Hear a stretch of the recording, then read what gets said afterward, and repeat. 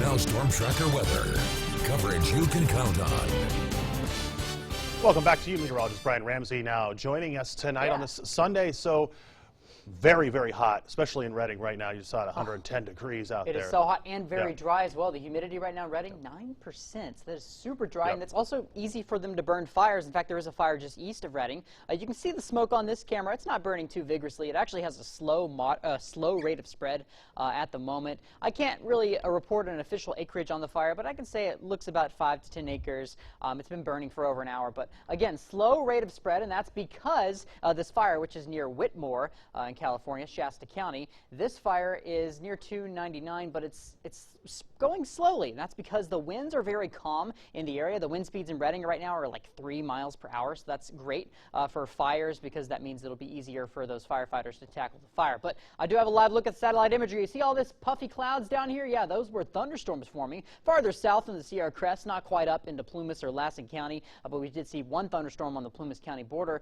So far, the rest of the mountain locations have been quiet, except for this fire out here, Red Salmon Fire Complex. That's been out there for weeks now, still putting off a lot of smoke out there in Trinity and Siskiyou counties. That is still really reducing your air quality out there as well. You can see these little air quality monitors right here. That's hazardous air. I mean, that means you need to stay inside no matter what. You have to have an N95 mask if you're going outside, and that little station right there is actually from Forks of Salmon in Trinity County, in case you are wondering where that is. But you can see that air quality also getting reduced in parts of Humboldt County and even farther east in Trinity County, but it really just depends what day, what direction that wind is blowing for that air quality to get reduced.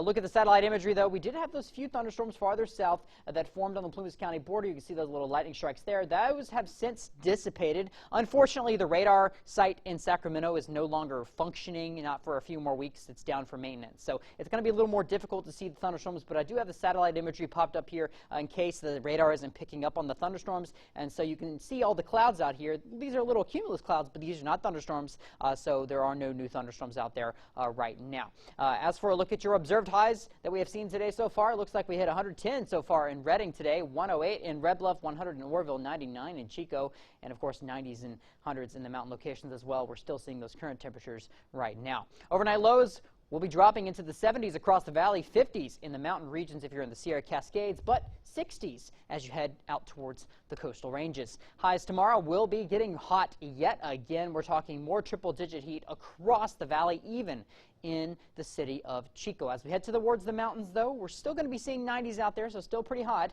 But a look at your FUTURECAST, we do have a few thunderstorms possible as we go into tomorrow in some of the mountain regions. You see some of these little spots popping up here, mostly as we go towards the Nevada border, but you could still see a few of those popping up even in the coastal ranges. And the best chances for thunderstorms, again, will be closer to the Nevada border, but they could extend all the way up into Modoc County. And then once we get into Siskiyou County and Trinity County, those chances become a lot lower. Tomorrow, though, is National S'mores Day, and you know what? You might not even need the fire to make that s'more because it's going to be that hot out there. We're talking 100 degrees for that high, and of course, even in the morning hours, it'll still be a little warm. 9 o'clock will be at 83 degrees. As for your 7-day forecast in Chico, high of 101 degrees for tomorrow, but back down to 95 by the time we get to Tuesday, and then we're 96 for Wednesday, 98 for Thursday. Then we return to triple digits for Friday, but hopefully getting back into the 90s for your weekend.